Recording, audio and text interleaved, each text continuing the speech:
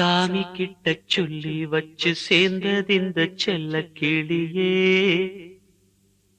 இந்த பூமியுள்ள காலம் மட்டும் வாழும் இந்த அன்பு கதையே.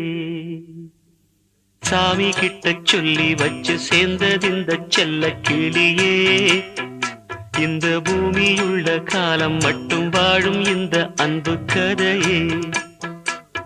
சாமி கிட்ட சொல்லி வச்சு சேர்ந்தது இந்த செல்ல கிளியே. இந்த பூமியுள்ள காலம் மட்டும் வாழும் இந்த அன்பு கதையே.